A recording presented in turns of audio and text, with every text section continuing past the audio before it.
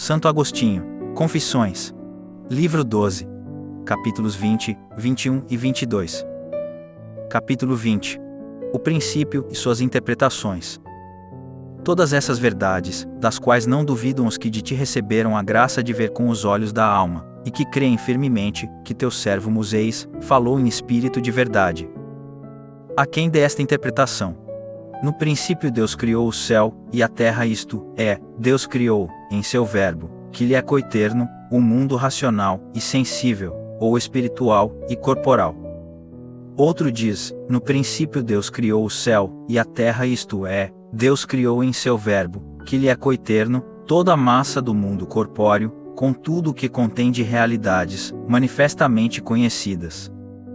Um terceiro diz, no princípio Deus criou o céu e a terra, isto é, Deus criou, em seu verbo, que lhe é coeterno, a matéria informe das criaturas espirituais e corporais.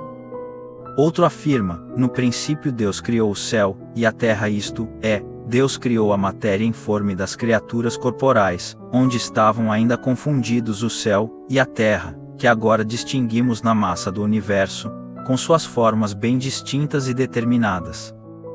Um último diz, no princípio Deus criou o céu e a terra, isto é, desde que começou a agir, Deus criou a matéria informe, onde estavam contidos confusamente, em potencial o céu e a terra, que depois receberam forma própria, e que agora nos aparecem com tudo que neles existe.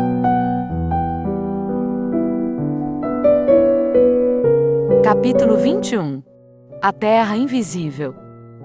O mesmo ocorre em relação à interpretação das palavras que se seguem. Entre essas, todas verdadeiras, cada um escolhe uma. Este diz, a terra era invisível e caótica, e as trevas se estendiam sobre o abismo, isto é, essa massa corpórea, que Deus fez, era matéria ainda sem forma, sem ordem, sem luz, das coisas corpóreas. Outro diz, a terra era invisível e caótica, e as trevas se estendiam sobre o abismo, isto é, esse conjunto que chamamos de terra e céu era a matéria ainda informe e tenebrosa, da qual seriam tirados o céu e a terra corpóreos, com tudo o que nossos sentidos físicos neles percebem. Outro diz, a terra era invisível e caótica, e as trevas se estendiam sobre o abismo, isto é, esse conjunto que chamamos de céu e de terra era a matéria ainda informe e tenebrosa, donde seriam feitos o céu inteligível, noutros termos, o céu do céu e a terra, isto é, toda a natureza corpórea, nela incluindo o céu material, ou seja, a matéria de toda criatura visível e invisível. Outro diz, a terra era invisível e caótica, e as trevas se estendiam sobre o abismo, isto é, não quis a Escritura chamar a massa informe de céu e de terra, porque ela já existia. É dessa massa que ela chamou de terra invisível, caótica, abismo de trevas, é dela que Deus criou o céu e a terra, isto é, a criatura espiritual e a corporal. E outro ainda, a terra era invisível e caótica, e as trevas se estendiam sobre o abismo, isto é, já existia uma matéria informe, da qual a Escritura diz que Deus criou o céu e a terra, toda a massa corporal do mundo, dividido em duas grandes partes, uma superior, outra inferior, com todas as criaturas nelas existentes e que nos são familiares.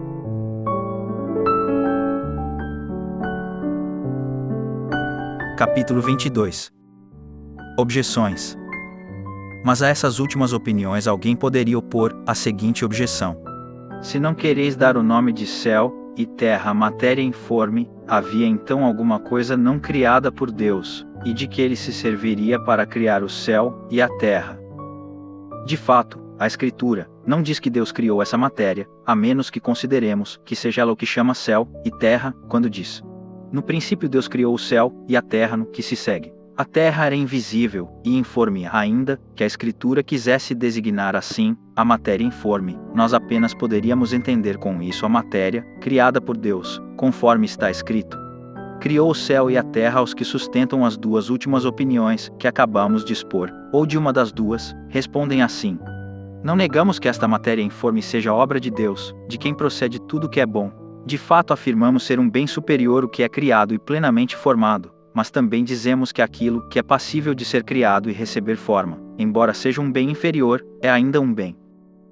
A Escritura não menciona a criação por Deus dessa matéria informe, mas deixa também de falar de muitas outras coisas, como, por exemplo, da criação dos querubins, dos serafins, dos tronos, das dominações, dos principados, das potestades, todas as criaturas que o apóstolo menciona claramente, e que Deus evidentemente criou. Se as palavras, Deus criou o céu e a terra compreendem todas as coisas, que diremos das águas, sobre as quais pairava o Espírito de Deus? Se pretendemos que sejam parte do que designa a palavra terra, como conceber por isso uma matéria informe, quando vemos as águas tão belas? E por outro lado, por que está escrito que dessa matéria informe foi criado o firmamento, chamado de céu, quando não se faz menção da criação das águas? Pois as águas que vemos correr com harmoniosa beleza não são nem informes, nem invisíveis. E se elas receberam sua beleza, quando Deus disse que se reúnam as águas que estão sobre o firmamento, e se nessa reunião receberam sua formação, que dizer das águas que estão acima do firmamento? Informes, elas não teriam merecido lugar tão honroso, nem é referido com que palavras foram formadas. Assim, se o Gênesis é omisso quanto à criação de certas coisas, criação essa que está acima de dúvidas para uma fé sadia e uma inteligência segura, e se nenhuma doutrina racional ousa sustentar que essas águas são coeternas a Deus, pelo fato de as vermos mencionadas no Gênesis, sem a menção do momento de sua criação, porque haveríamos de aceitar, à luz da verdade, que essa matéria informe, que a Escritura chama de terra invisível e desordenada e de abismo tenebroso, foi feita por Deus do nada e por isso não é coeterna a Deus, embora a narração da Escritura tenha deixado de referir o momento em que foi criada,